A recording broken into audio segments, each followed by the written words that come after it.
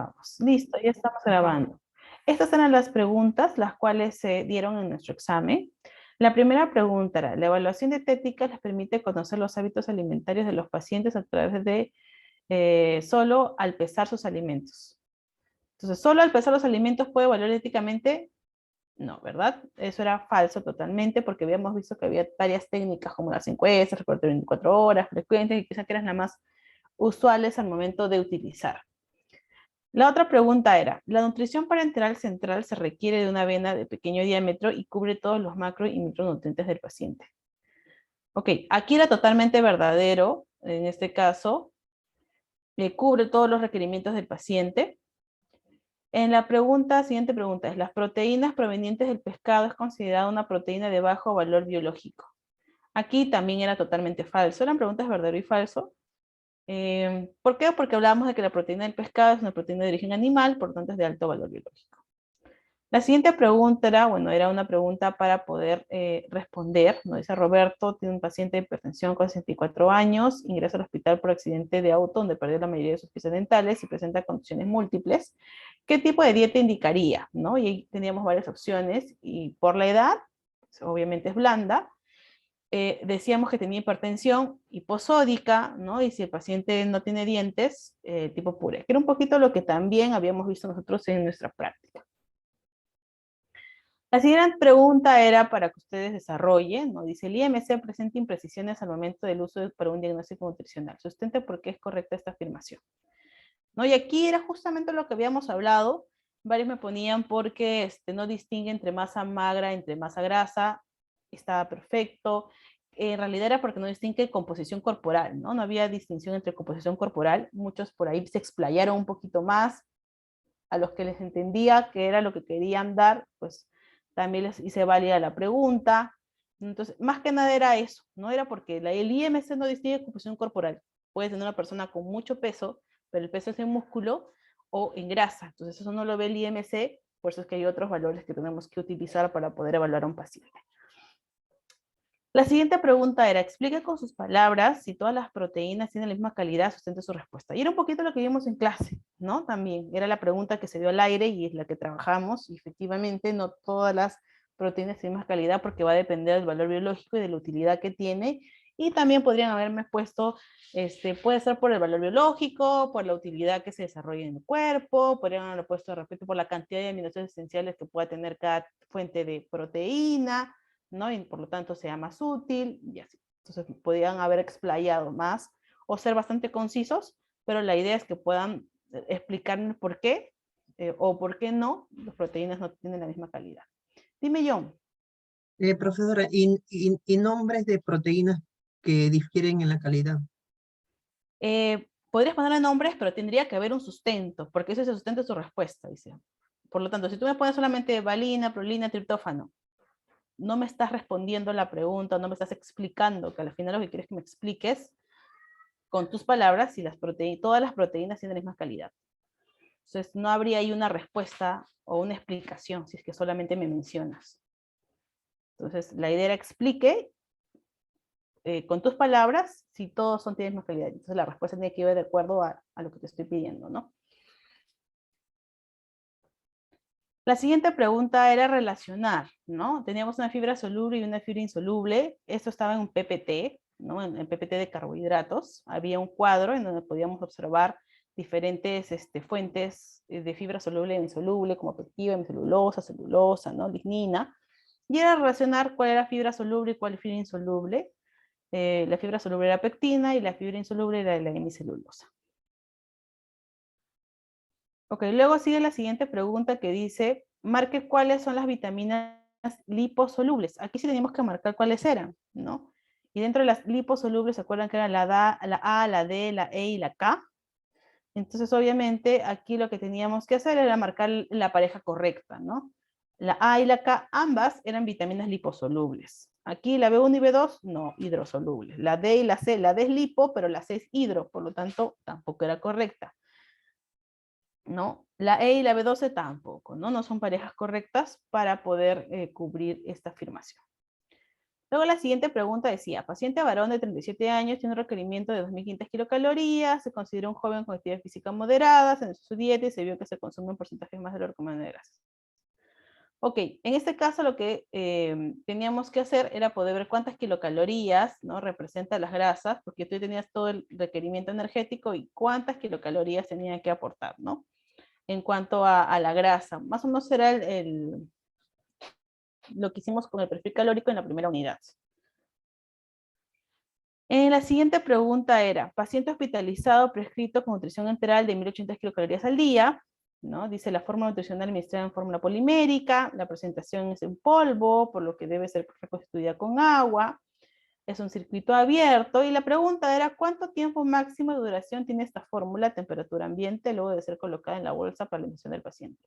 Aquí también estaba en nuestra clase de soporte, ¿no? Decíamos que si era una fórmula reconstituida, ¿cuánto era el máximo tiempo de duración? 4 horas, ¿no? Y la idea era poder leer bien, ¿no? Que sea reconstituida, porque eso va a diferenciar entre que sea 24 horas o que sean 12 horas.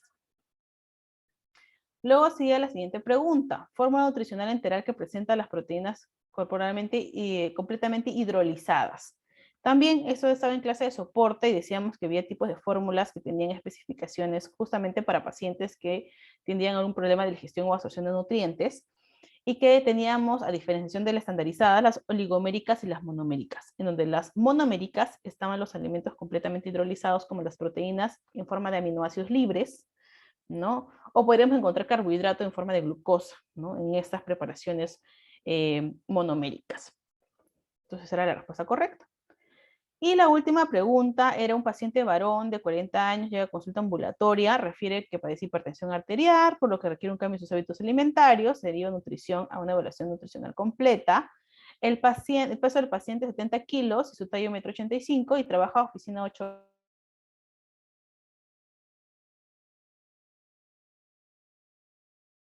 ya el resultado.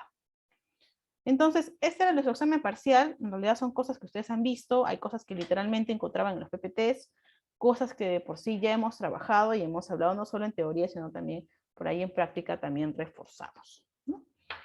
Entonces, este era nuestro examen parcial, chicos. Recuerden que los que no dieron examen parcial pasan directamente a sustitutorio, y es todo un procedimiento a través de trámites universitarios con la universidad, y me tienen que avisar si es que lo van a dar o no, ¿no? Para poder yo también gestionar y preparar el examen.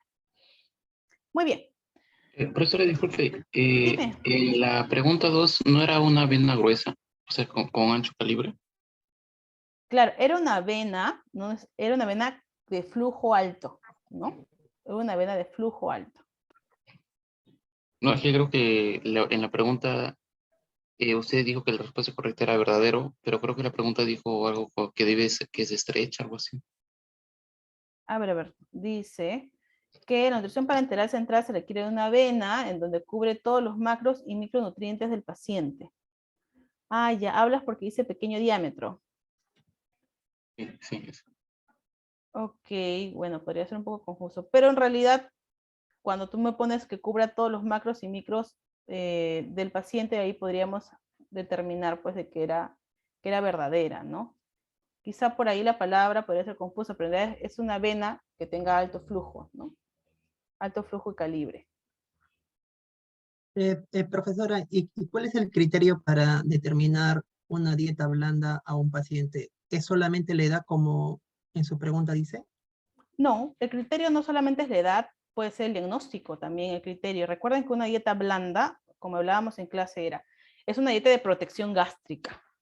Obviamente, si el paciente tiene una patología, un diagnóstico que se relaciona directamente con el tubo digestivo, probablemente lo primero que queramos es que sea una dieta blanda para evitar algún tipo de alteración a nivel digestivo o intestinal. Pero si el paciente también es un adulto mayor, de por sí, la etapa del adulto mayor tiene complicaciones fisiológicas que alteran el tubo digestivo, además que si el paciente tuviera ausencia de dientes, como en algunos casos hemos visto en el parcial que les puse, pues también la indicación de blanda sería tu primera opción, ¿no? Siempre va a ser tu primera opción.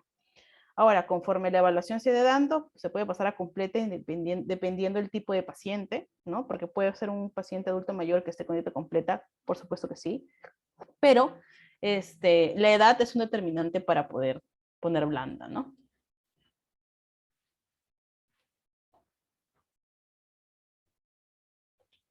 Muy bien. Listo, chicos. Entonces, vamos a empezar con la clase del día de hoy. Vamos a empezar con la... Doctora, disculpe, buenas tardes. Lo que pasa es que tuve problemas con mi audio. No sé si me podría considerar en la Ok, en la a ver, asistencia. déjeme ver si Le mandé un todavía mensajito, doctora. sigue Gracias. activo el WinnerNet antes de empezar.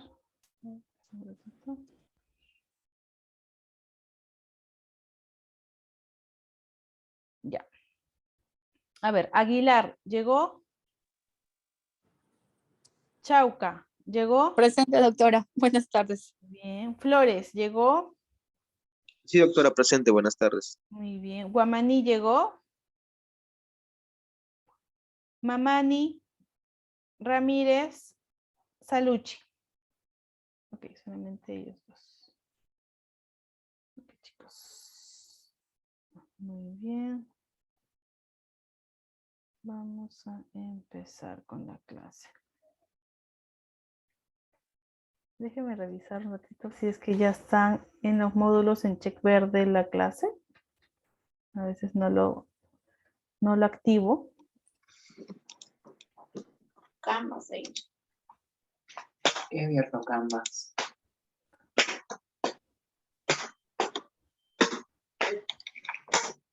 Eso va para que vean el podcast. ¡Au! Todavía es. A ver, chicos, alguien creo que está con su micro abierto. Ok, ya está con check verde, ya lo pueden ver la clase de hoy. Listo, vamos a empezar. Dime, Angie.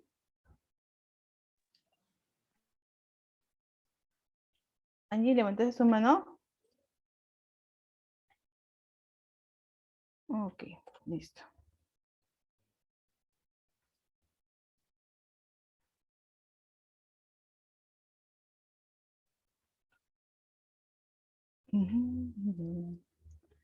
Ok, chicos, vamos a iniciar y empezamos una nueva unidad, que es la unidad número 3, que en este caso vamos a ver nutrición a lo largo del ciclo vital. Esta unidad consta de solo 3 semanas y vamos a ver nutrición en la gestación, nutrición en infantes y nutrición en adulto mayor. ¿Cuál va a ser el logro de aprendizaje? Vamos a poder identificar, reconocer y analizar la importancia de nutrición durante el ciclo vital, ¿no? Y lo vamos a evidenciar cada semana para poder tener de alguna manera esta información, ¿no? Y cómo va evolucionando y cómo va cambiando estos requerimientos de acuerdo a la edad o al grupo etario o el ciclo de vida en donde nosotros estemos cursando. Muy bien, entonces, esta semana vamos a iniciar con nutrición en el embarazo, ¿no? Que en este caso es lo que nos toca o nos corresponde para esta semana. Uy, se colgó. Qué raro. Chicos, ¿ustedes pues están viendo la presentación? No, estamos viendo. Sí, ahora, Se ha salido. Acá está. Ya está. ahora sí. Ok, listo. Les decía, sí se vio todo, ¿no? ¿Esta parte de aquí se vio? No, Bueno, recién lo a estamos ver. viendo. Ok, le decía que el logro de aprendizaje para esta unidad, que son 3 semanitas, es identificar, reconocer y analizar la importancia de la nutrición durante el ciclo de vida, y es que vamos a ver justamente todo este proceso desde gestación, infantes y adulto mayor, cómo va cambiando o qué aspectos pueden intervenir en el estado nutricional de nuestros pacientes, ¿no? Hasta de nosotros mismos, porque vamos a llegar a cursar casi todos los ciclos de vida también. Esta semana nos toca ver nutrición en el embarazo. Entonces, aquí tenemos 3 imágenes, chicos, son 3 gestantes. ¿Ustedes creen que tienen el mismo requerimiento energético, de nutrientes? ¿Qué podría ser diferente o qué características pueden tener esos pacientes que ustedes les haga pensar de que hay variaciones en cuanto a sus requerimientos? Si es una madre y primeriza o que ya haya tenido un número de hijos, ya entonces es una de las diferencias. Después su ocupación, otra diferencia, ¿no? Y también su adquisición económica también interfiere en lo que difiere de una embarazada a otra. Ya, ok. Quizá otros aspectos sociales o culturales que pueden influenciar en su estado nutricional. Ya, ¿qué más? Ok. A ver, te escucho muy lejos, un poquito más fuerte.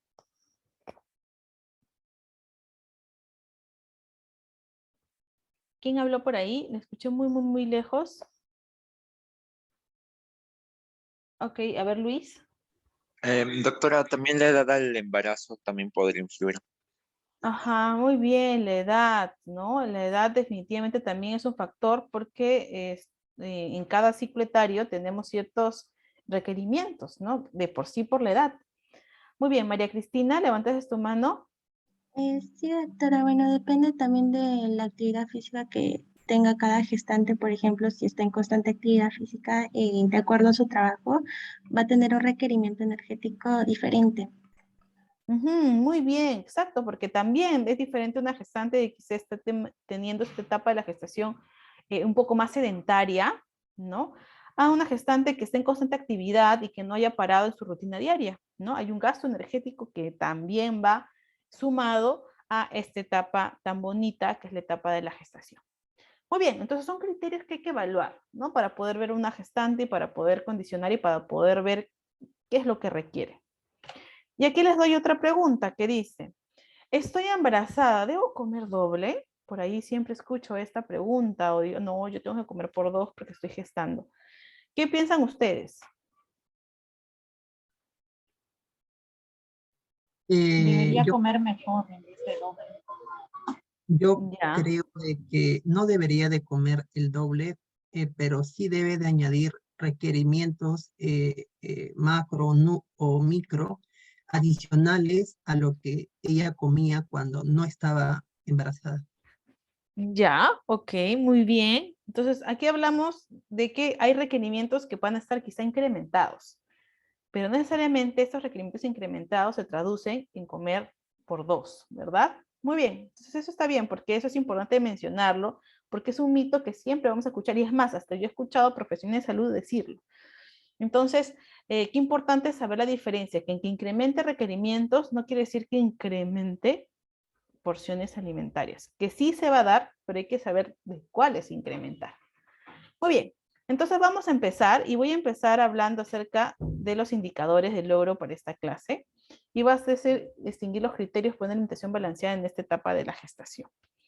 Ahora, empezamos por cambios fisiológicos. ¿Por qué? Porque hay cambios fisiológicos en el embarazo que se van a dar de manera normal. Hay muchos cambios fisiológicos en el embarazo. La mujer empieza a tener muchos cambios, pero hay cambios que están relacionados directamente con la nutrición. Y son estos cambios que los vamos a mencionar el día de hoy. ¿Ok? El primer cambio es el volumen y la composición de la sangre. El volumen sanguíneo en una gestante se va a expandir aproximadamente un 50% ya casi al tercer trimestre del embarazo. Claro que es variable entre mujer y mujer, pero esto genera un impacto en la concentración de hemoglobina y en la concentración de proteínas séricas en nuestra gestante. Y es por eso que por ahí los requerimientos de proteínas y de hierro incrementan, ¿no? Porque hay una expansión del volumen. También las concentraciones séricas de vitaminas liposolubles y también de otras fracciones lipídicas como triglicéridos, colesterol y ácidos grasos libres van a aumentar. Y aumentan porque queremos asegurar el transporte suficiente para el feto. Entonces tenemos aquí dos lados. Hay un volumen sanguíneo que aumenta, pero que esto representa una disminución de hemoglobina y proteínas séricas. Y por otro lado, empezamos a concentrar más la parte lipídica. ¿Qué otro cambio fisiológico también es importante? A nivel de cardiovascular y pulmonar también generan cambios, y es que además del gasto energético para la producción del niño, también hay un gasto energético en cuanto al gasto cardíaco. Y es que el tamaño cardíaco podría llegar a aumentar en una gestante hasta cerca de un 12%. La presión arterial también va a verse un poco alterada, sobre todo la diastólica, en donde disminuye durante los 2 primeros trimestres, y al tercer trimestre ya esto vuelve a su valor normal. ¿Qué quiere decir? Que si nuestra gestante era hipertensa antes de estar gestando, probablemente, mágicamente, a veces la gestante piensa que mágicamente se controló su hipertensión durante los 2 primeros meses. Pero si es que no hiciste una buena anamnesis en poder ver cómo era antes la gestante, te vas a dar cuenta que en el tercer trimestre, ¡pum!, rebota y da una hipertensión gestacional. Y muchas veces no es que es una hipertensión por el embarazo, sino porque la gestante pudo haber sido hipertensa previo al embarazo y como disminuye esta presión arterial los primeros 2 meses, puede filtrar o pasar por alto que en realidad la gestante necesita cambiar algún tipo de alimentos durante esta etapa, ¿no? Entonces es importante mencionar que es un cambio que hay que regular y hay que supervisar con la gestante. También el edema, ¿no? En el caso del edema leve, dime por ahí, ¿hablaron? Sí, profesora. Entonces, ¿eso qué quiere decir? Que la hipertensión gestacional no está presente siempre y cuando la paciente no tuvo hipertensión antes del embarazo. O sea, el embarazo en sí también al tercer trimestre podría ocasionar, ¿no? En este caso, como puede fisiológico, un incremento de la presión, que es algo que regulamos. Pero, por ejemplo, pasa mucho, ¿no? Cuando no hacemos una buena anamnesis a nuestra gestante, primer mes, segundo mes de gestación, tomamos la presión y su presión está dentro de los rangos normales. Ah, ok, estás bien, todo está muy bien. Pero hay que tomar en cuenta que si esta gestante no hicimos una buena anamnesis, de repente era hipertensa previo al embarazo, en el primer, segundo y tercer mes aparece mágicamente con una presión arterial dentro del rango normal, puede ser porque hay estos cambios fisiológicos, no necesariamente porque la gestante mágicamente se reguló. Entonces es una gestante que igual requiere monitoreo, ¿no? Es una gestante que igual requiere monitoreo porque en cualquier momento estos valores pueden volver a la realidad y es ahí donde nosotros tenemos que estar preparados, porque ustedes saben que la hipertensión arterial en una gestante genera cambios y genera de alguna manera complicaciones no solamente en el parto, sino también en el feto. Entonces, eso era como una línea, estamos como una línea muy, muy delgada, ¿no? Porque hay muchas gestantes que sí, que han estado con su presión arterial dentro del rango normal. Es más, bajan su presión arterial entre los primeros 2 trimestres y en el tercer trimestre suben un poco, sin llegar a pasar los valores normales, ¿no? Porque vuelven a su presión arterial normal.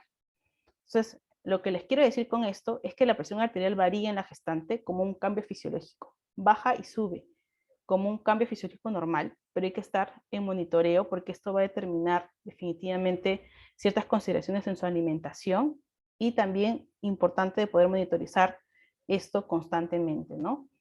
Más que nada es por eso, ¿no? La importancia de poder saber de que hay situaciones en las cuales podría ser invisible que la paciente haya tenido una hipertensión previa al embarazo. Luego tenemos el edema, ¿no? Que también nuestra gestante podría tener edemas leves, que es un cambio fisiológico también normal. Es normal que nuestras gestantes empiecen a diametrizarse sus extremidades inferiores, ¿no? De una manera leve, porque solamente se da justamente al tercer trimestre del embarazo. También los requerimientos maternos de oxígeno también van a llegar a aumentar y el umbral de dióxido de carbono también disminuye. ¿Y esto qué genera en nuestra gestante? Que se siente disneica. Muchas veces nuestra gestante, sobre todo al tercer trimestre, empieza a querer respirar más fuerte, empieza a sentirse a veces agitada, hasta hablando, ¿no? O caminando. Y esto es porque definitivamente hay un requerimiento de oxígeno mayor, el bebé está ocupando mayor espacio, está haciendo presión y ocupando el mayor espacio posible en todo nuestro cuerpo. También hay cambios fisiológicos a nivel de la función digestiva, ¿no? Durante el embarazo, pues todo el tubo digestivo va a empezar a cambiar de forma, ¿no? Vemos aquí la diferencia entre la fotito, ¿no? Entre una mujer sin bebé y una mujer con un bebé en crecimiento. Cómo el tubo digestivo puede variar en formas y en posiciones, y definitivamente todo esto va a influir en el estado nutricional. Tenemos primero que las encías también empiezan a sangrar a nivel de boca muy fácilmente, y esto es porque ya conocemos que como un cambio fisiológico empieza el flujo sanguíneo, se expande, y esto genera pues que las encías estén mucho más sensibles y mucho más predispuestas al sangrado. Luego que también en el primer trimestre empezamos a tener estas sintomatologías clásicas de gestantes, ¿no? Los náuseas y los vómitos, que pueden interrumpir o generar un estatus de pocos alimentos durante esta etapa, o de desnutrición, entonces hay que tener cuidado también con esto. Pero luego que acabe estas sintomatologías, que generalmente se dan hasta los 3 primeros meses, la gestante puede retornar su apetito y puede ser muy voraz. Aquí también hay que regular, ¿no? Porque la gestante empieza a querer a comer mucho y en demasía, y eso también puede generar un impacto, un incremento de peso mayor a lo esperado. El estreñimiento también es parte de los cambios fisiológicos del embarazo, y es también porque obviamente el bebé ocupa espacio, genera presión, hay menor motilidad intestinal. Regurgitaciones y reflujo gástrico, que también es parte de lo cambio fisiológico y que se da también casi ya para el tercer trimestre. Y por último tenemos cambios en la función renal. Hay un incremento de la tasa de filtración glomerular y esto no se ve reflejado en el volumen de orina excretada. Es decir, no es que orine más, por más que hay una tasa de filtración glomerular elevada. Pero eso también genera de alguna manera complicaciones, porque en nuestra gestante hay una resolución tubular renal menos eficaz que un estado no gestante. Y sumándole que hay un aumento de la tasa de filtración glomerular, puede llegar a aparecer glucosuria, ¿no? También con la excreción de vitaminas, hidrosolubles y aminoácidos que pueden aparecer en esta etapa. Y esto es un factor de riesgo para el desarrollo de infecciones urinarias. Entonces, también es un valor que por ahí siempre hay que ir revisando, ¿no? Y es que en nuestra gestante hay un incremento de requerimientos. Una gestante va a consumir mayor proteínas de las que necesita porque va a tener proteínas para la formación del bebé. Y eso no se va a traducir, por ejemplo, en el balance urinario nitrogenado. Recuerden ustedes con las proteínas que consumimos proteínas y todos los desechos se iban a nitrógeno a través de la urea o a través de las heces. En el caso de una gestante no sucede así, porque va a consumir más proteínas, pero las va a utilizar. Por lo tanto, el balance nitrogenado no necesariamente va a salir la misma cantidad de nitrógeno requerido según lo que ha consumido. Y es por eso que ahí hay un cambio a nivel renal. Y luego tenemos las complicaciones en el embarazo. Muchas de las complicaciones del embarazo se relacionan con los cambios fisiológicos, ¿no? Porque estos cambios fisiológicos generan ciertas complicaciones y otras son propias del embarazo. Por ejemplo, en el caso del estreñimiento, que decíamos que era un cambio fisiológico en la gestante, puede traducirse en una complicación como es las hemorroides. Y es que hay una compresión del suelo pélvico por el feto, más el esfuerzo de la deposición, pues el riesgo de hemorroides aumenta. Es muy común que nuestras gestantes del tercer trimestre tengan este tipo de problemas. Normalmente es aumentando líquidos y fibra en la dieta se puede llegar a controlar, pero en muchos casos también se requiere utilizar remediadores de heces de tipo formador de volumen para que nuestra gestante pueda evacuar de manera correcta. También hay que por ahí filtrar o tomar en cuenta que medicamentos podría haber sido recetado o haber consumido previo, ¿no? En esta etapa de la gestación, porque por ejemplo el ondansetron, que es un medicamento para las náuseas, muchas veces también puede llegar a producir estreñimiento crónico en nuestra gestante. También hay complicaciones con la placenta, que si bien es cierto aquí no va directamente la mamá, sí tiene repercusiones con el feto. En el caso de las complicaciones como lesiones placentarias, que van a comprometer esta capacidad de la placenta, que es el medio donde el bebé se nutre, independientemente de lo bien nutrida que pueda estar la mamá.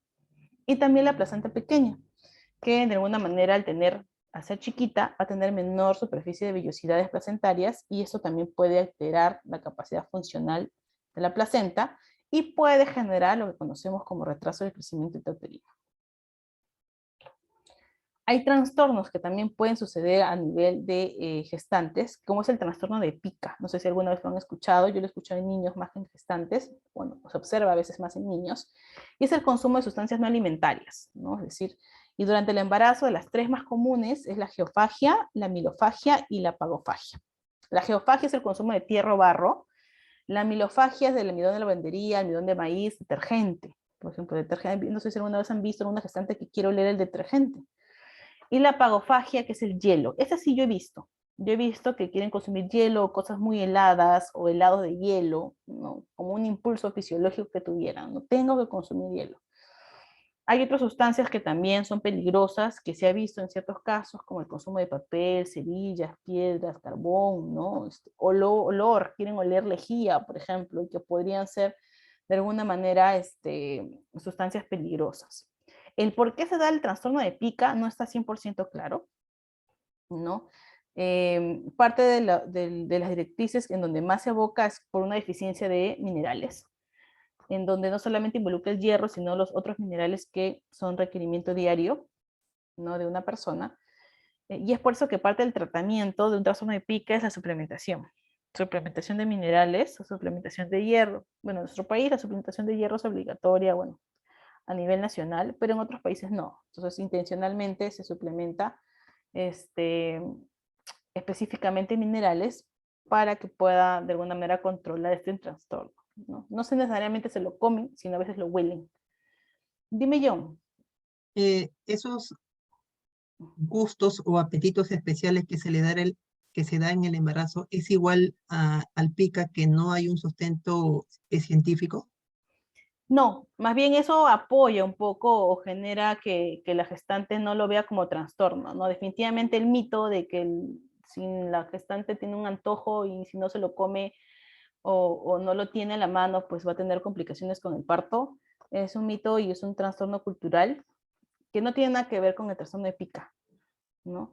Pero que sí influye en avalar de alguna manera o aceptarlo, ¿no? Por así decirlo. Dime, Vanessa. Profesora, pero esos son trastornos ya de tipo psiquiátrico, creo, ¿no? Porque No, ya no es normal la geofagia, no, amilofagia, ¿no? no necesariamente, no necesariamente. Hay cierta sensación fisiológica que es por eso que es un trastorno que no se evalúa muy bien. En algunos es muy evidente, en otros es de alguna manera mucho más ligero. Por ejemplo, les cuento mi caso personal, yo todo el embarazo comía helados de hielo, literalmente, en invierno. Entonces yo decía, ¿por qué? Y es que es un trastorno, o sea, tenía ganas de comer hielo, que se hace consciente definitivamente, ¿no? Que uno se hace consciente de la situación. Pero es parte de un trastorno, es un impulso fisiológico que se da, que se ha evaluado no en todas las gestantes, pero en algunas gestantes que se evalúa, ¿no? Entonces no es un trastorno psiquiátrico porque la gestante puede controlarlo, no es que no pueda controlar el impulso, pero sí tiene esa sensación de consumir algún tipo de esos alimentos. O olerlos también. He visto gestantes que huelen detergente, por ejemplo, ¿no? Le gusta oler el detergente durante esta etapa. Entonces siempre es parte de un trastorno que se puede evaluar y que hay que monitorizar de todas maneras, ¿no? Entonces no es un tema psiquiátrico, es un tema de un trastorno casi fisiológico. Es un impulso, por así decirlo. Es como decir el antojo, pero no tiene nada que ver con el antojo. Luego pasamos a diabetes mellitus, que en este caso se da como diabetes mellitus gestacional, ¿no? Hay una especificación para diabetes para gestantes, que definitivamente hablamos de tolerancia a los hidratos de carbono. Ahora, aquí hablamos de dos grupos. Las mujeres que tienen diabetes preexistente no reconocida y que el embarazo pues exacerbó la sintomatología y ahí nos dimos la sorpresa de que tiene diabetes, o que el embarazo en sí precipite la intolerancia a los hidratos de carbono y es esta la que se conoce como diabetes mellitus gestacional. Porque si una mujer tenía diabetes persistente y el embarazo de alguna manera hizo evidente su diabetes, pues esa mujer luego de dar a luz va a seguir teniendo diabetes. En el caso que el embarazo precipite la intolerancia, es decir, que sea una diabetes mellitus gestacional propia del embarazo, cuando da luz normalmente los valores de glucosa bajan, pero esto no la limita a que no pueda desarrollar diabetes en futuro. Ojo, porque el diagnóstico de diabetes mellitus gestacional se asocia a mayor riesgo tanto de hipertensión gestacional como preeclampsia, así como diabetes tipo 2 y enfermedades cardiovasculares a lo largo de la vida. Entonces igual tiene que tener un monitoreo porque puede tener repercusiones a futuro. Y definitivamente la diabetes mellitus gestacional también tiene repercusiones a nivel fetal, y es que nuestros niños nacen con hiperinsulinemia y macrosomía, ¿no? Recordemos que se llama un niño macrosómico cuando ya pesa más de 4 kilos, ¿no? Y un niño de más de 4 kilos normalmente ya da luz a nivel de cesárea. Otra complicación, dime John. Profesora, ¿y por qué los endocrinólogos entonces dicen que esa diabetes gestacional no existe y solamente existe la diabetes tipo 1 y tipo 2? Bueno, la Asociación Americana de Diabetes aún la considera dentro de la clasificación. Entonces todavía está dentro de la clasificación de diabetes mellitus gestacional. Sino que muchas veces pasa que una mala anamnesis de la gestante o no identificar estos valores de glucosa o a veces la gestante no se hace sus controles constantes. Entonces normalmente una gestante con diabetes mellitus gestacional en muchos casos, y en la mayoría de casos, ya es una persona que tiene diabetes preexistente. Entonces es por eso que por ahí hay cierta como que, no rechazo, no es la palabra, pero es como que no creen que fuera diabetes mellitus gestacional. Pero va a depender del diagnóstico, en qué momento se diagnosticó, de la anamnesis, de todo el proceso que se dio. Es muy difícil si una paciente gestante no tiene unos controles regulares y aparece con diabetes en su 6º mes, identificar si es diabetes mellitus gestacional o si es una diabetes persistente. Pero de que el embarazo puede ocasionar cierta intolerancia al hidrato de carbono, sí, eso es cierto. Puede llegar a reaccionar. Y la Asociación Americana de Diabetes lo sigue considerando dentro de su clasificación. Entonces, mientras esto pase, pues, se tiene que considerar también nosotros. En el caso, la otra complicación es la pirosis, ¿no? En este caso hablamos que como un cambio fisiológico también hay un reflujo gastroesofágico frecuente, y sobre todo en la última parte del embarazo, en el tercer trimestre, en donde el bebé ya ocupa bastante espacio en la mamita, entonces hay una presión, y definitivamente hay una regurgitación constante, que sobre todo aparece en las noches, ¿no? La mamita ya no puede dormir bien, tiene que dormir sentada, porque si no, no va a poder estar tranquila. Ahora, hay medidas para aliviarlo, como es hacer comidas escasas, bastante separadas, limitar ciertos alimentos irritantes como el café, gaseosas, ciertos cítricos o alimentos condimentados, y también el poder no echarse después de los alimentos, ¿no? Esperar al menos 3 horas de espacio para poder la gestante echarse. También están los edemas y calambres en las piernas como una complicación. En este caso, es una complicación cuando se vuelve patológico. ¿Cuándo es un edema fisiológico? Un edema fisiológico es cuando es leve y se da solamente en las extremidades inferiores.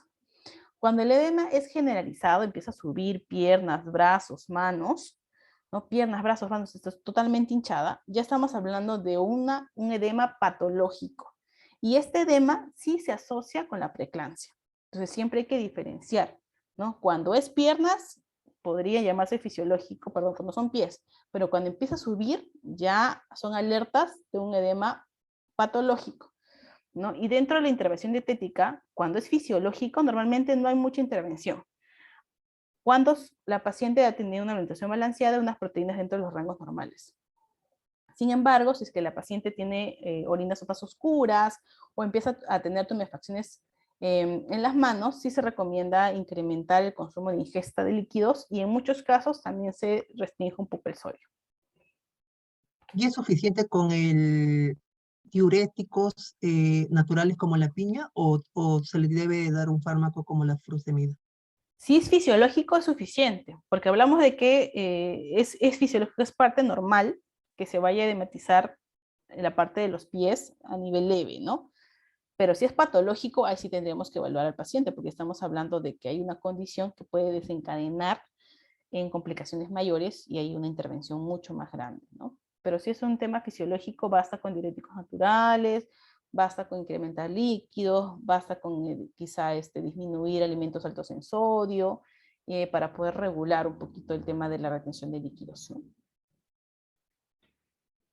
Muy bien, entonces hemos visto cambios fisiológicos, hemos visto complicaciones que se pueden dar por estos cambios fisiológicos y ahora vamos a ver ganancia de peso, porque al final lo que queremos que mi gestante haga es gane peso, ¿no? Independientemente de los cambios que pueda pasar, nuestra gestante tiene que ganar peso. Y dentro de la ganancia de peso en el embarazo hay varios factores que involucran esta ganancia de peso. En primer lugar, definitivamente está el feto, ¿no? El feto tiene una ganancia de peso esperada en promedio de 3 kilos hasta 3 kilos 800, ¿no? Que por ahí es lo que nosotros podríamos esperar de que gane nuestro feto. De ahí también tenemos las reservas de grasa y proteínas, que en promedio pueden ser hasta 3 kilos que podríamos nosotros tener. Luego están los líquidos tisulares, ¿no? Que también tenemos aquí de 1,2 kilos, por ejemplo, el útero, que también pesa, el líquido amniótico, la placenta y el cordón umbilical, ¿no? Y las mamas, ¿no? Las mamas también se empiezan a incrementar y esto genera un peso adicional. Muy bien, entonces, eso es importante mencionar porque nuestra gestante tiene que ganar peso como una ganancia de peso esperada. Chicos, creo que se salió otra vuelta. No se ve la pantalla. Ahora sí. Ahora sí, ya me di cuenta. Ok, ya está. Les decía que aquí, vamos a poner el puntero, que estos son de alguna manera todos los kilos del por qué la gestante empieza a ganar peso. No solamente por el bebé, porque el bebé solo pesa máximo 3,8 kilos, pero también por todos los factores que van a influenciar y que aumentan y generan que nuestra mamita tenga que ganar peso. Ahora, ¿cuánto de peso tiene que ganar? ¿Cuánto peso gane? Va a depender de su peso pregestacional. Y cuando hablo de peso pregestacional, estoy hablando del peso previo al embarazo. Es decir, no tiene que saber cuánto pesaba antes de quedar embarazada. Y esto nos va a dar un valor de IMC pregestacional. Si su IMC pregestacional era bajo, menor a 18.5, el aumento de peso esperado es hasta 18 kilos. Si el IMC pregestacional era dentro del peso normal, podría ganar hasta 16 kilos. Si el IMC pregestacional estaba con sobrepeso antes de estar embarazada, puede ganar hasta 11,5 kilos. Y si mi gestante antes de estar embarazada era obesa, gana máximo 9 kilos. Algunas directrices dicen hasta 7, ¿eh? Es que hay más o menos 1 o 2 kilos entre directrices y directrices. Ahora, si mi gestante tiene un embarazo gemelar, también va a depender si el IMC es de peso normal, sobrepeso o obesa, que puede llegar hasta 25 kilos o hasta 19 kilos adicionales. Ahora, importante, yo no puedo medir la ganancia de peso con una sola vez que veo a mi gestante. Ojo, ¿por qué? Muchas veces nuestra gestante normalmente va todos los meses con la obstetriz, ¿verdad? Y es la obstetriz la que se encarga de hacer el peso, la talla y llevar el control de esta ganancia de peso, de esta curva de crecimiento de ganancia de peso. Y es que nuestra gestante, para poder decir que está ganando bien de peso, tiene que tener una curva ascendente. Si la curva empieza a crecer y luego se vuelve maceta, en este caso no es una ganancia de peso adecuada. Si nuestra gestante empieza a ascender y luego empieza a bajar, tampoco hay un tema de alerta. Si nuestra gestante empieza a superar el valor máximo permitido, también es una alerta. O si nuestra gestante va hacia menos del valor permitido, también es un mensaje de alerta. Entonces eso es importante porque a veces al ginecólogo solamente lo visitan 1 o 2 veces en toda la etapa de la gestación, ¿no? Y al que siempre visitas es a la obstetriz. Pero cuando el ginecólogo tiene su primera consulta con la gestante, lo que debería pedir es su cartilla para poder ver cómo ha estado ganando de peso nuestra gestante. Entonces, hay un balance, o estas tablitas de ganancia de peso van a ser de acuerdo también al IMC pregestacional. Hay para bajo peso, hay para peso normal, hay para IMC pregestacional con sobrepeso y hay para IMC pregestacional con obesidad. Dime, Vanessa. ¿Cuánto normalmente, profesora, debería ganar una gestante por mes? Ya. En el caso del por mes, también esto es variable, ¿no? Pero por mes, en este caso, se limita en cuanto a semanas. Por ejemplo, si mi paciente es bajo peso, ¿no? Generalmente por semanas la velocidad es de 0,51 kilos. Por peso normal, gana en promedio 0,42 kilos, con sobrepeso en promedio 0,28 kilos a la semana, y si es obesa 0,22 kilos a la semana. Más o menos es lo que yo espero que mi gestante empiece a ganar por semana. Y esto es por semana de gestación. Y de esa manera poder medir de alguna manera cómo va esta ganancia, ¿no? Porque estos pesos es al final del embarazo. Pero esta ganancia de peso se va a ir viendo conforme va pasando las semanas. Dime, John. Profesora, no le escuché bien. ¿Esa ganancia de peso es en base al peso propio del feto, del embrión del feto, o se está, usted nos Todo. está transmitiendo de la información que tiene que ganar peso de grasa corporal o de otras cosas? No, en realidad este peso lo que tiene que ganar es de acuerdo a estos pesos que les he mostrado aquí. El bebé va a ir creciendo, las reservas van a ir aumentando, ¿no? Hay líquido útero, líquido embriótico, placenta, mamas, todo va a incrementar. Y esto se va a ir reflejado definitivamente en la ganancia de peso. Obviamente lo que esperamos es que lo que crezca más es a nivel de estos valores, ¿no? No necesariamente que crezca masa grasa a nivel de otras áreas en donde no correspondería crecer. Es por eso que la alimentación balanceada va directamente al buen crecimiento del feto. Entonces, cuando hablamos de esta ganancia de peso, es lo que yo espero que mi paciente gane hacia el final del embarazo. Y esta ganancia de peso lo que me va a permitir, por ejemplo, si vemos un peso normal, que es de 11,5 a 16, es que justamente tenga relación a esto, que supone un feto en un peso normal y supone todos los valores que van incrementando, que van a reforzar un buen crecimiento a nivel fetal del bebé, ¿no? Y es por eso que a nivel de bajo peso o a nivel de sobrepeso y obesidad va cambiando. ¿Por qué? Porque en este caso, si está con bajo peso, probablemente va a aumentar, ¿qué cosas? Las reservas de grasa y proteínas, porque hay una deficiencia y por lo tanto va a tener que aumentar más de las que ya tenía. Si está con sobrepeso, igual va a haber menor reserva porque ya tenía una reserva previa.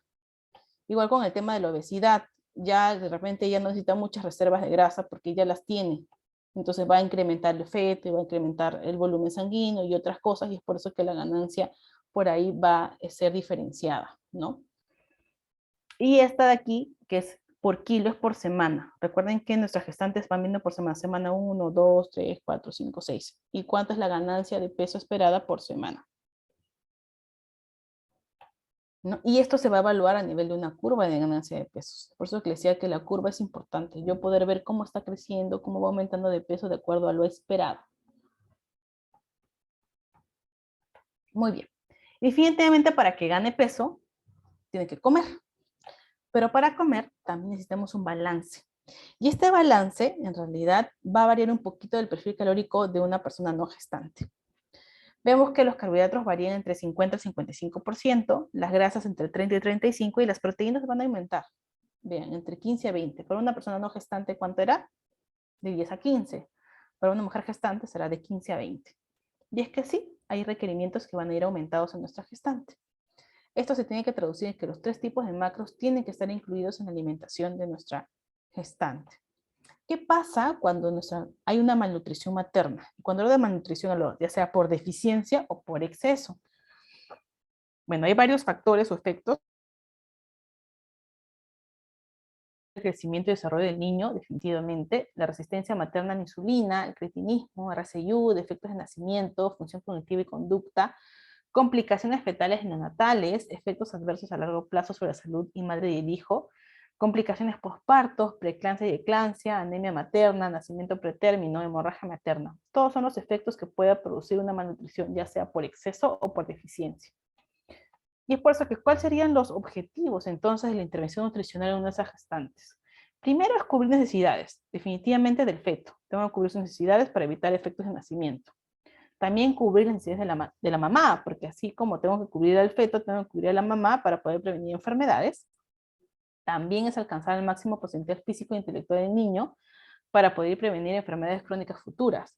Y es que ahora se habla de los primeros 1000 días, ¿no? Los 1000 días de oro en un niño, que involucra desde la etapa de la gestación, es decir, desde la alimentación y todos los procesos que se da a nivel de desarrollo desde la gestación hasta los 2 años, involucra estos primeros 1000 días que van a repercutir en su vida adulta. Y definitivamente también mejorar la familiar, porque si el gestante aprende a comer, aprende a conocer en futuro cómo alimentar a su bebé. Entonces, viendo que hay que tener un balance, viendo que hay que tener que tengo que yo esperar una ganancia de peso adecuada de mi niño, o de mi mamá gestante, ¿cuáles serían los requerimientos de nutrientes durante el embarazo? En este caso, tenemos en el caso de la energía. Aquí, en un embarazo único, el metabolismo aumenta un promedio un 15%, claro que es variable entre gestante y gestante, pero especialmente en el tercer trimestre hay un incremento bastante marcado. El IDR aumenta en promedio 340 kilocalorías en el segundo trimestre y 452 en el tercer trimestre aproximadamente. Estos requerimientos van a ir en aumento dentro de los límites deseables, porque yo quiero que aumente de peso de acuerdo a lo que necesita también la paciente. ¿Y va a depender de qué? Va a depender también de su gasto de energía y de su tasa metabólica basal. Entonces, en este cuadrito vemos que en el primer trimestre, la adición de energía va a ser 85 kilocalorías, que es casi nada, y es por eso que en el primer trimestre yo no espero que gane mucho de peso, a lo mucho 1 kilo por ahí. 1 kilo, 2 kilos o 3 kilos máximo. En el segundo trimestre sí hay una adición adicional, mire, vemos 285 kilocalorías, que ya es un poco representativa, y en el tercer trimestre llegamos hasta las 500 kilocalorías en algunas directrices, ¿no? Recordemos que para el tema de la energía, es tasa metabólica basal por factor de actividad, ¿no? Que nos genera el GET. Pero adicional a este GET, chicos, nosotros lo que tenemos que hacer es añadir, ¿no? El requerimiento adicional, que es lo que habíamos hablado en clase de requerimiento. Ay, no puedo poner, un ratito, chicos, no puedo poner aquí el lapicero. Aquí tenemos que añadir ¿qué cosa? La adición de energía. La adición de energía que hemos aprendido el día de hoy que hay que poder aumentar porque el get va a determinar a nuestra gestante de acuerdo a su actividad, de acuerdo a lo que realiza. Pero más lo que necesita de acuerdo al trimestre en que se encuentra. Ya. Ahora, en el caso de las proteínas también hay un incremento de proteínas en nuestra gestante y es por eso que lo vemos perfilado en el perfil calórico. Y esto se necesita porque necesitamos tener o mantener la síntesis de tejidos maternos y fetales. Y dentro del primer trimestre se recomienda 0,7 gramos más de lo que se necesita. En el segundo y tercer trimestre ya vemos un incremento adicional, en el segundo más 9,6, en el tercero más 31,2. Ahora, si lo queremos traducir a fórmulas, en el primer trimestre va de 0,8 gramos por kilo de peso al día. Y ustedes me dirán, pero aquí no hay variación, una persona normal también puede consumir esto. Sí, es cierto, y es que en el primer trimestre no hay mucho requerimiento adicional. Pero ya el segundo y el tercer trimestre sí, en donde varía entre 1 a 1,5 gramos por kilo de peso al día, en donde podríamos llamar que si lleva de 1,5, podríamos llamar que hacia el tercer trimestre es una dieta hiperproteica. Ahora, recordar que cuando nuestra gestante tiene deficiencias de proteínas, sí tiene consecuencias adversas a nivel de retraso de crecimiento fetal. Es por eso que regular las proteínas es importante. Tampoco llegar a excesos, porque puede tener complicaciones también a nivel de edemas, ¿no? Pero sí llegar a cubrir sus requerimientos. En el caso de los carbohidratos también hay un ligero incremento en cuanto a porciones, pero se debe dar prioridad a los carbohidratos complejos definitivamente, evitando azúcares, ¿no? Para poder no tener complicaciones futuras ni tampoco calorías vacías. Y hay que ser intencionales en nuestra gestante con el consumo de la fibra. Miren su requerimiento es 14 gramos al día por cada 1000 calorías que consuma. Es decir, que si mi paciente, que normalmente tiene 2000 calorías a más, tiene que consumir hasta 28 gramos o 30 gramos de fibra, que es un montón. Por lo tanto, hay que ser intencionales en el consumo de esta. En el caso de los lípidos, también va a depender del requerimiento energético del paciente, del perfil calórico, pero hay cierto incremento en cuanto a las necesidades de ácidos grasos poliinsaturados, sobre todo omega 6 y omega 3, y también en el caso del DHA, que se da hasta 200 miligramos al día, que podría cubrirse entre 1 o 2 raciones de pescado a la semana. Y es por eso que también dentro de lo que se fomenta en el consumo de nuestras gestantes es que consuma pescado, ¿no? De alguna manera me ha tocado con ciertos mitos de nuestras gestantes en donde me hablan acerca de que no consumen pescado porque tienen miedo a infecciones o tienen miedo a algún tipo de complicaciones, y en realidad no. El pescado está recomendado su consumo, lo que tenemos que asegurar que sea un consumo o un pescado que sea inocuo, ¿no?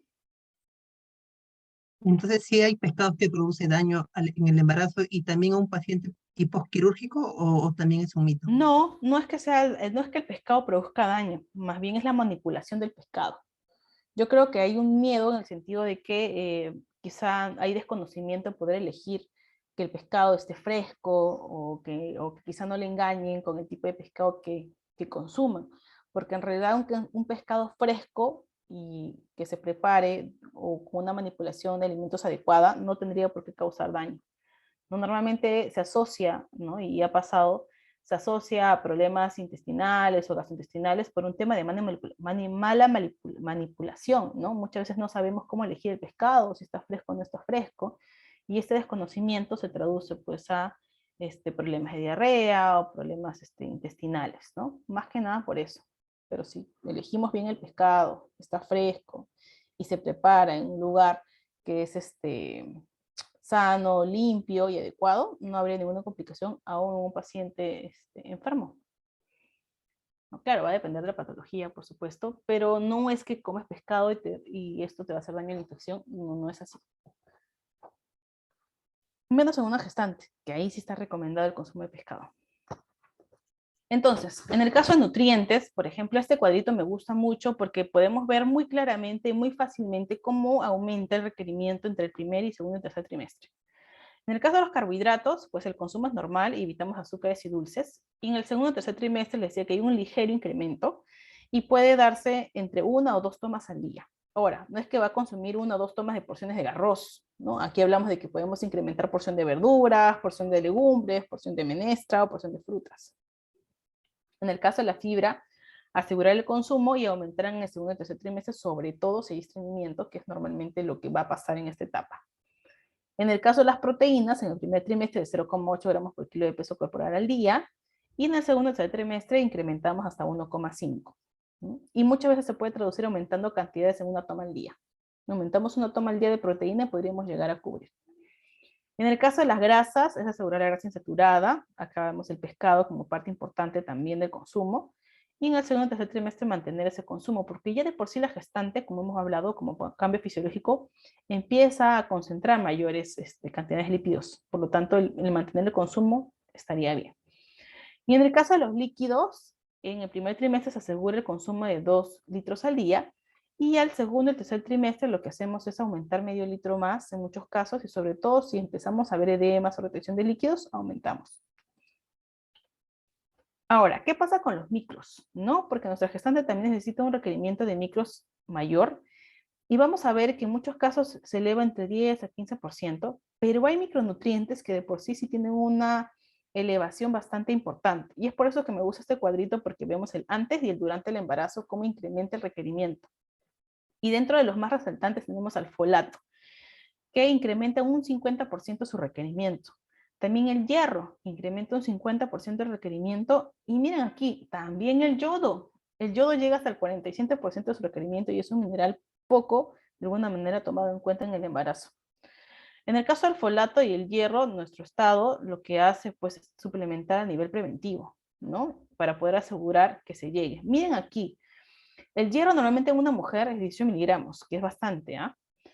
Pero durante el embarazo sube hasta 27, que es un montón. Es por eso que con la dieta no llegamos a cubrir el hierro en el embarazo, y es por eso que necesitamos cubrir con suplementación, porque aumenta un 50% más de lo que ya era alto para la mujer.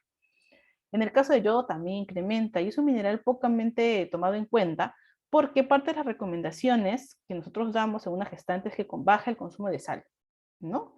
Y esto es porque que no consume muchos alimentos altos en sodio, para que no pueda retener líquidos. Pero si bajamos la sal, bajamos un aditivo que tiene justamente una de las fuentes de yodo a diario. Entonces, si bajamos la sal como parte de las recomendaciones diarias, tenemos que asegurarnos que consuma yodo por otros medios. Entonces, eso es importante considerarlo, porque recordemos que el yodo participa todo a nivel de disfunción tiroidea, y esto genera definitivamente cambios. Es más, problemas de tiroides a nivel del embarazo puede llegar a producir abortos. Hay muchas gestantes que también el embarazo precipita, luego de dar a luz, el poder tener hipotiroidismo. Entonces, definitivamente, el yodo es un mineral que también tenemos que regular. Es un poco olvidado, pero hay que regular dentro del embarazo, ¿no? Si es que ya le estamos recordando o limitando el consumo de sal. Entonces, profesora, esos 3 mencionados que usted dice deben de ser sí o sí adicionados en el suplemento. En cambio, los otros no. ¿A eso No se es que concluye? no, sino que es mucho más fácil cubrirlo porque ya estamos incrementando porciones de carbohidratos, o ya estamos incrementando de alguna manera otras porciones de alimentos, y al incrementar las porciones de alimentos, pues vamos a elegir siempre una alimentación balanceada, alimentos que me den, que sean funcionales, ¿no? Que me den vitaminas, minerales, que generalmente van a estar en las frutas y en las verduras. Entonces es mucho más fácil cubrirlos, por así decirlo, ¿no? Que incrementa un 8%, si yo aumento de repente hojas verdes en la alimentación de mi paciente, pues voy a llegar a cubrir ciertos alimentos.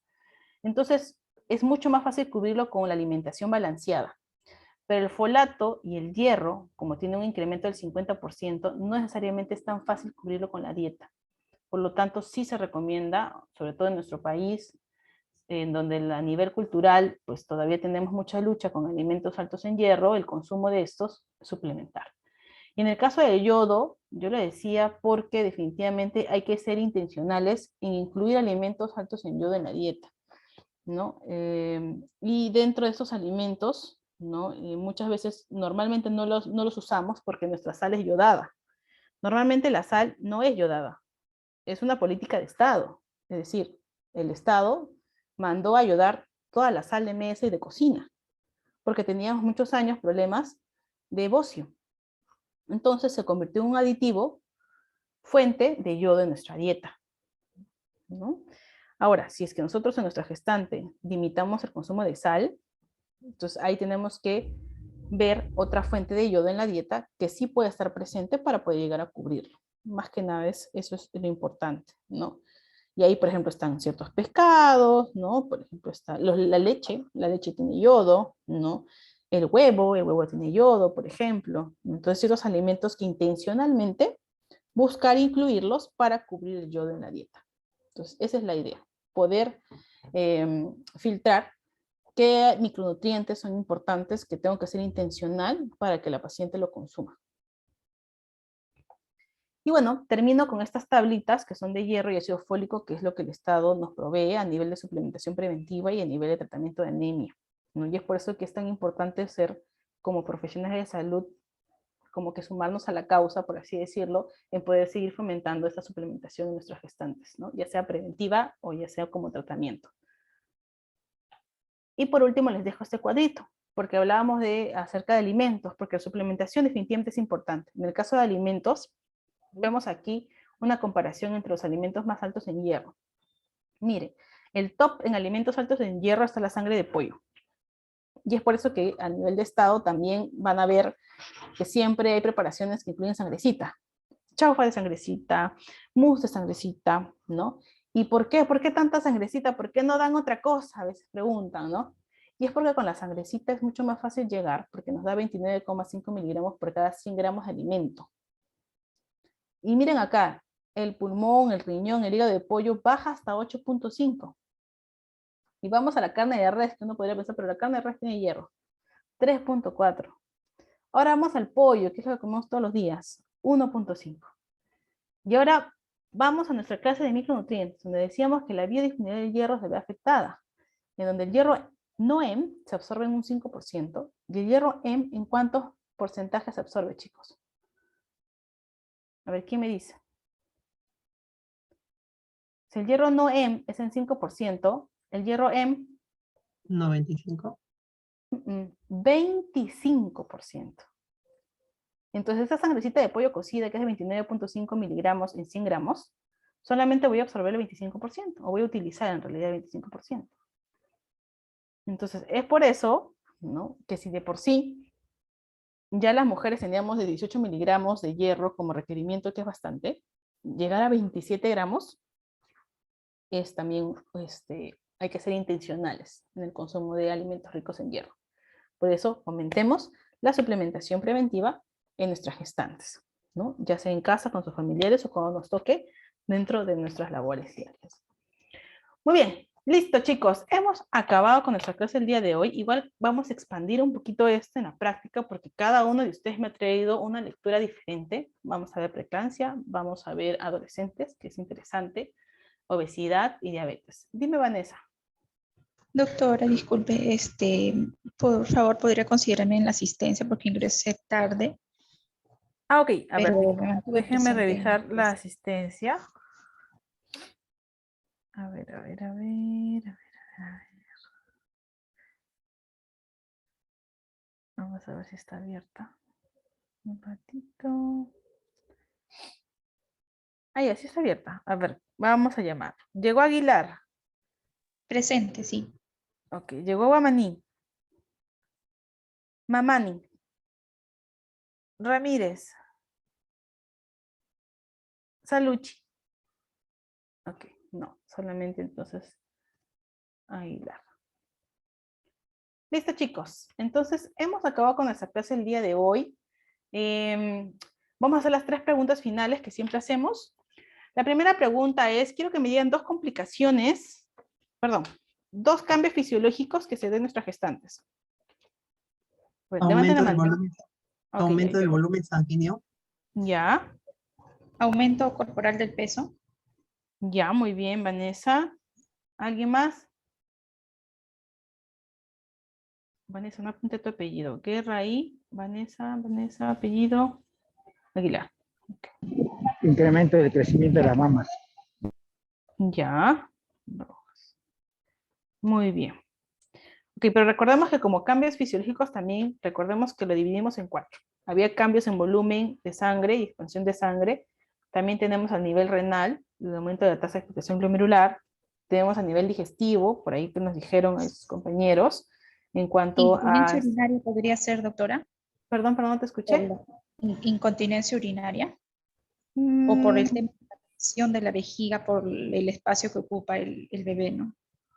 Sí, o sea, sí son cosas que se van dando como complicaciones, pero se va dando de acuerdo a la presión del bebé, como tú dices. Dime, Luis. Doctora, edemas y también diabetes gestacional. Puede darse. Ok, muy bien. Una intolerancia a los carbohidratos Un como cambio complicación. a nivel óseo, doctora, como una escoliosis, creo que les da a las gestantes por No el creo que peso sea un también. cambio fisiológico, yo creo que es una complicación, pero no es un cambio fisiológico. O sea, no todas las gestantes. Recuerden que cuando es un cambio fisiológico es algo que se da a todas las gestantes. Entonces, todas las gestantes tienen una expansión de volumen sanguíneo, todas.